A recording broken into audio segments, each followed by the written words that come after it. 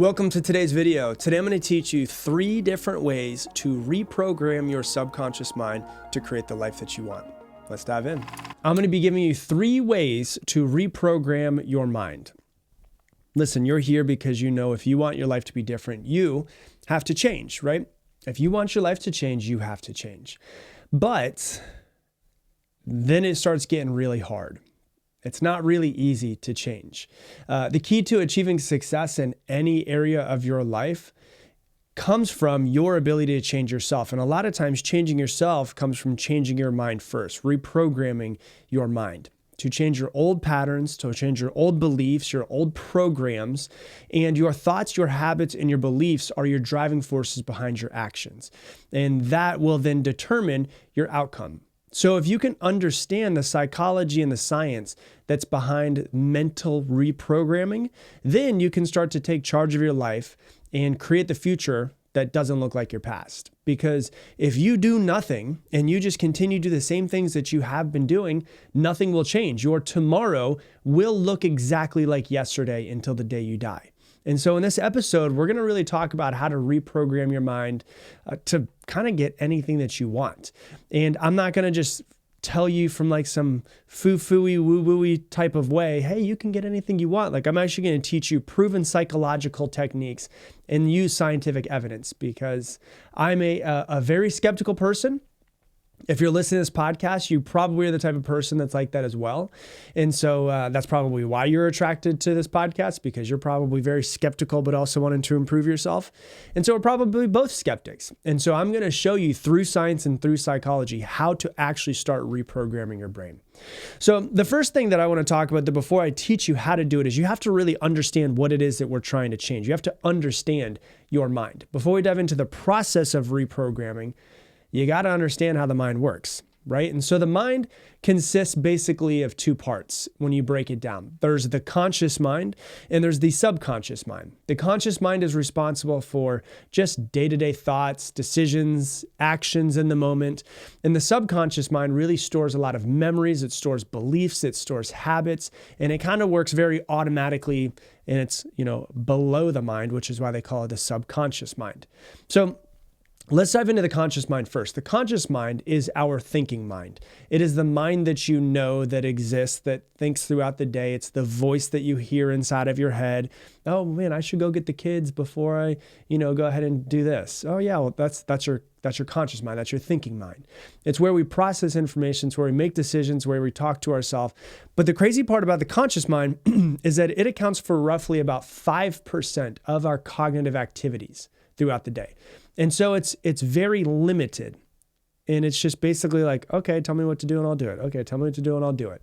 And so you might ask yourself, like, how is it only responsible for 5%? I know all of the thoughts that I'm thinking throughout the day. Well, no, you don't. You know all of the conscious thoughts. And so this is why we can often really struggle when we are trying to change ourselves. And we're trying to change our habits and we're trying to change our thought patterns, is we are only mostly aware of our conscious mind.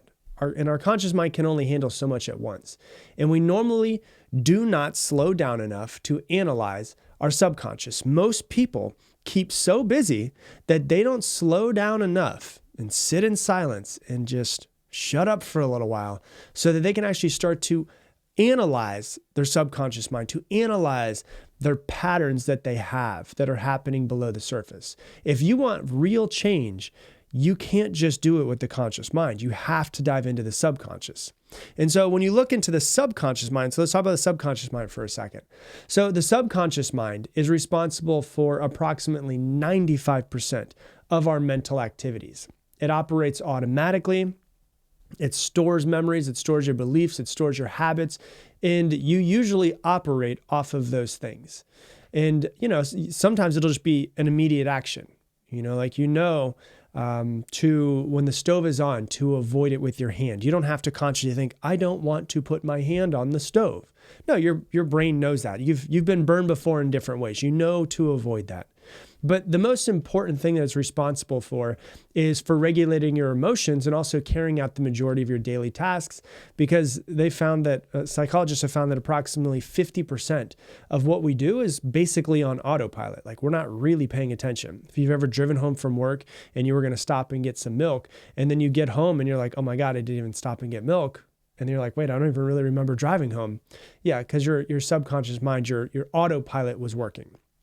And so our subconscious has a massive, massive impact on our lives. And very rarely do people actually dive in and try to focus on it. And so it's really important for us to focus on reprogramming this part of our mind if we want lasting change, because that's where our habits, that's where our beliefs are all stored. And so you have to understand that there's, throughout the day, millions of bits of processing happening every second in your mind below your conscious thought of, hey, maybe I should go and pick up coffee on the way to work, right? That's your conscious mind. But below that, there's millions of bits of processing happening every single second below that conscious mind. Below conscious, subconscious, that's what it means. So if you're not paying attention to it, you usually don't even notice the subconscious. And sometimes your brain will, say, for instance, react to a person or a location or a smell, and you didn't even notice it happened until after it happens. And you're like, oh my God, I didn't even notice that I just did that. Your subconscious reacts. And then a lot of times your mind, your conscious mind, catches up. A lot of times it's an immediate thing. It's an immediate thought, automatic thoughts, automatic feelings. And then your mind, your conscious mind is like, oh, okay, I see what we just did. Like if I tell you right now, focus on your right thumb. Your brain was processing your right thumb this entire time I've been speaking. But it was filtering it out so that you could be listening to me, so that you could think of something else, so that you could be driving your car. It wasn't thinking about your right thumb. But when I tell you right now, hey, think about your right thumb, you can go from subconsciously processing, your brain is processing your right thumb at all points in time, it's just filtering it out, to now you can actually start to pay attention to it. And so really what you have to understand is the mind. So before we start to change our mind, we've got to understand the conscious, we've got to understand the subconscious. Once again, subconscious is 95% of our processing throughout the day. That's 19 times stronger than the 5% conscious mind. And so you've got to start to understand it to change your brain. Now, a lot of people, if you're just newer in self-development, are going to be like, but I've been this way my entire life. I just am this way. Well, you can change yourself at any moment. You can change your brain at any moment. And there's a science behind it. It's called neuroplasticity. Neuroscience has proven that our brains are not hardwired forever. The phrase, you can't teach an old dog new tricks, is bullshit. You can teach an old dog new tricks. It might take longer because it's an old dog and an old brain, but anyone can learn and change themselves at any moment. So we have to understand that. And so the changing of your brain and the adaptation of your brain is known as neuroplasticity. It is super important. I have an entire chapter of it in my book, Level Up. It's chapter 11, where I literally dive into neuroplasticity and how to actually change your brain. And when you change your brain, it means that your brain can form new connections and reorganize existing ones. And so what that does is that allows you to learn new skills. It allows you to change your habits. It allows you to change your limiting beliefs, anything that might be existing. And so like if you're a negative person, like I used to be a very, very negative person, and I hated it. I was very pessimistic. I could find the holes in anything. And I just didn't like being that person. And for a long time, it was just very easy for me to be negative. Something would pop up. I was just an asshole. I would be negative, whatever it was.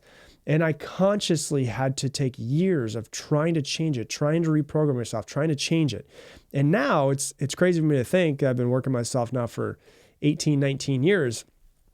And it's really hard for me to be pessimistic at this point. It's hard for me to not try to find a silver lining in something, no matter what it is that happens. And so it doesn't happen right away, but it allows you to be able to change, because in neuroscience, the most famous phrase in neuroscience is neurons that fire together, wire together. Your neurons just send electrical signals between each other. And so when they say fire together, that means send electrical signals to each other. So there's parts of your brain that are quote unquote the negative alleys that are just very easy for your brain to go down that alley. And so you might not really have much of a positive alley for your brain to go down. But if you start working on it and trying to find the good and trying to find the good and trying to find the good and stop paying attention to the negative, it'll actually weaken the signal between the negative neurons, quote unquote negative neurons, and start strengthening the signal between the positive neurons, which over time, doing it over and over and over again, repetition is a very key part to what we're going to be talking about here today. If you do it over and over and over again, it makes the actual quote unquote positive neurons, the positive alleyways, much stronger than the negative ones over time.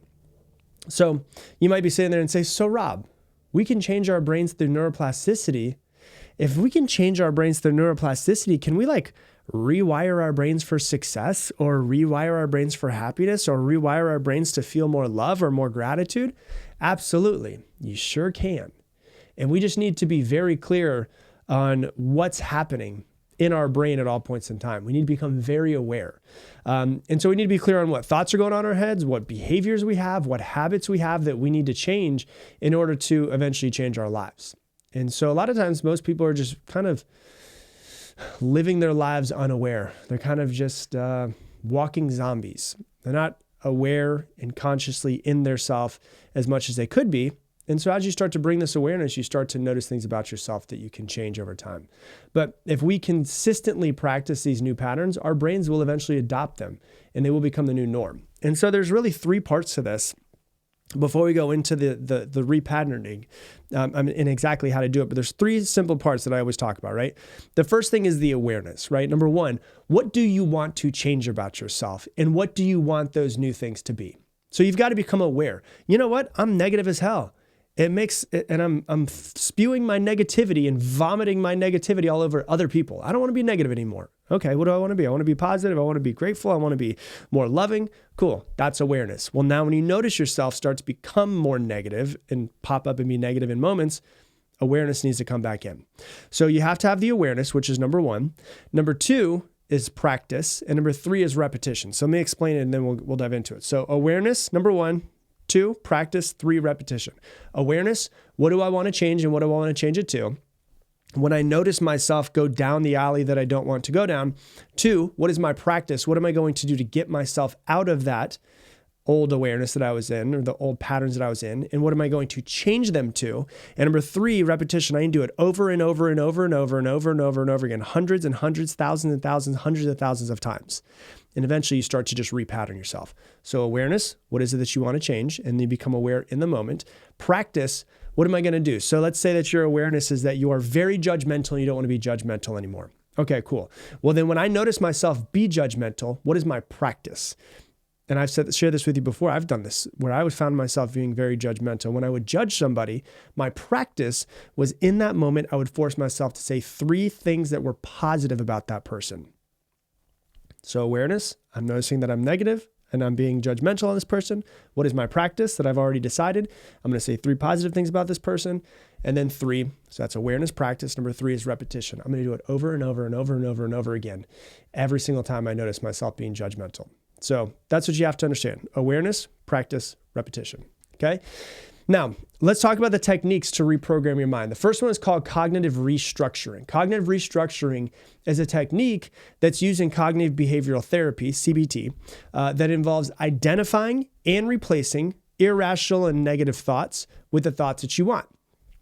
Kind of like what I was just saying right there with, okay, I've noticed that I'm judgmental. Now I need to replace with what I want.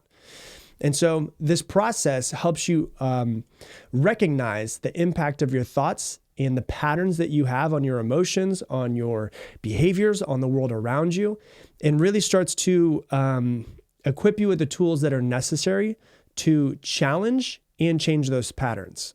I've said this many times in the podcast, but when you notice a thought come into your head, get really good at challenging that thought. Like test the validity of that thought. And just start to challenge yourself. Try to see the other side. Try to play devil's advocate for the other side of where you're normally thinking. And so when you start to do cognitive restructuring, it's here's something I've noticed about myself that I don't want anymore. I'm going to identify them and I'm going to replace them in the moment when I notice them pop up with the thoughts that I want. I'm going to do it over and over and over again. And there are tons and tons and tons of studies that have shown the effectiveness of cognitive restructuring in treating variety of psychological disorders. So like depression, anxiety, obsessive compulsive disorder. And so when you actually start to get really good at practicing cognitive restructuring, you can reprogram your mind to think whatever it is you kind of want, more positively, less judgmental, more loving, more grateful, which in turn is going to give you a greater sense of confidence and makes you more likely to take action, which is a cool part about it. So you can't always control your first thought, but you can always control your second thought. And if you change your first thought to your second thought over and over and over and over and over again, hundreds and thousands of times, eventually that second thought takes the place of that first thought.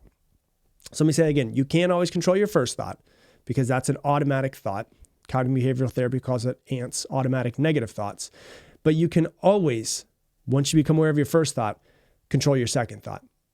Because the first thought is usually subconscious. The second thought requires conscious decision-making in that moment. So like some people I've talked to before in coaching, they're like, I fuck everything up. I always screw things up, right? And you start to feel down on yourself when you think that.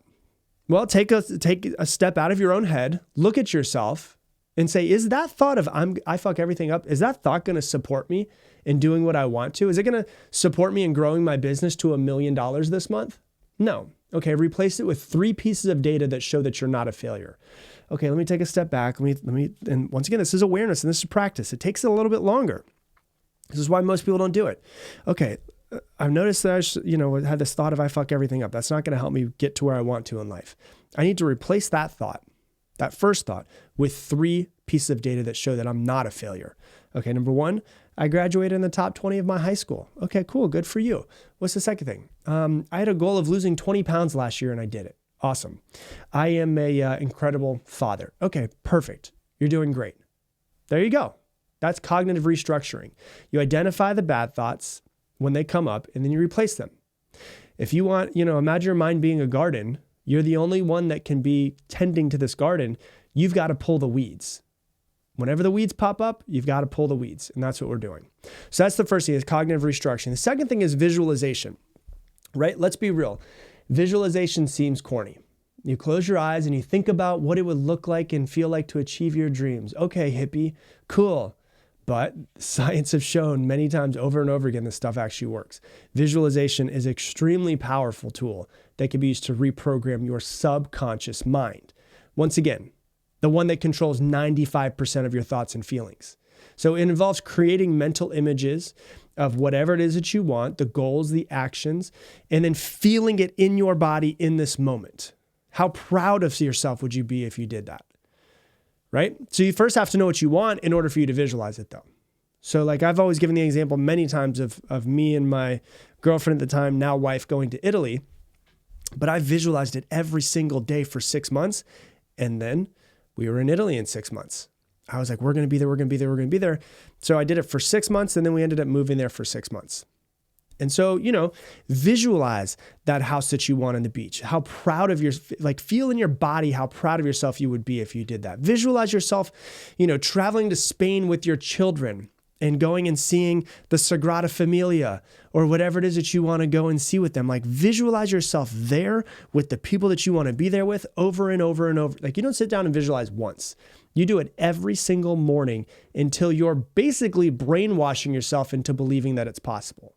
Because by visualizing ourselves achieving the goals that we want, we train ourselves to basically believe that it's possible. Because all too often, you're just believing that it's not possible. And that's why you're not taking the action that you could.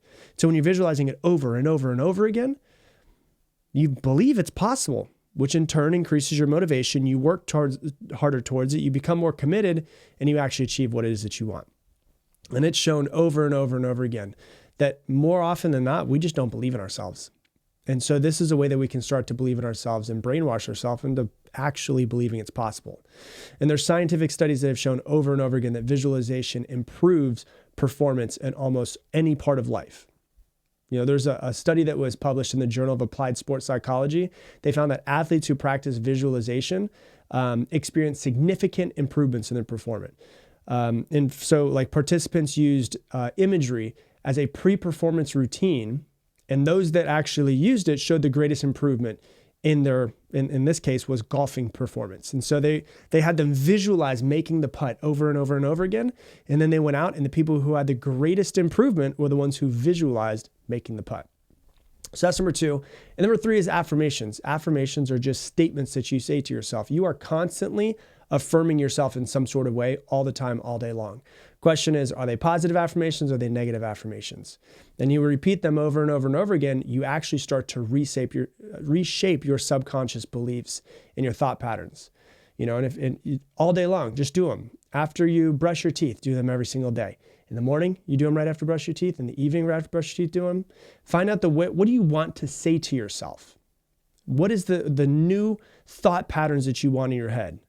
Because research on the effectiveness of affirmations revealed that it leads to improvements in self-esteem, into stress reduction, and overall well-being. And there was a study that was published in the Journal of Psychological Science that found that participants who engaged in self-affirmation activities exhibited increased activity in the brain regions associated with self-referential processing, which means the way that you think about yourself and the way it relates to the outside world and the evaluation of that. And the results show that affirmations have a profound impact on the mental state and contribute to a more positive outlook for people. So you have to brainwash yourself in visualizing what is it you want and also speaking exactly what it is that you want. So you could brainwash yourself into believing whatever it is that you want. I mean, we've basically all been brainwashed to believe what we currently believe. Why don't we now take control of our own brainwashing? And why don't you just brainwash yourself into believing what you want to believe, into doing what you want to do? So essentially, cognitive restructuring, visualizing, and affirmations are you brainwashing yourself. You've been brainwashed by everything that's ever happened to you. Now, this is your opportunity for you to take control and actually start to brainwash yourself so that you can reprogram your brain the way that you want to be. So that's all I got for you for today's episode. If you love this episode, please do me a huge favor. Share it on your Instagram stories. Tag me in it, Rob Dial Jr., ROBDIALJR. The only way this podcast grows is from you guys sharing it. And so I'd greatly appreciate if you would go ahead and share it. And with that, I'm going to leave you the same way I leave you every single episode. Make it your mission to make someone else's day better. I appreciate you, and I hope that you have an amazing day.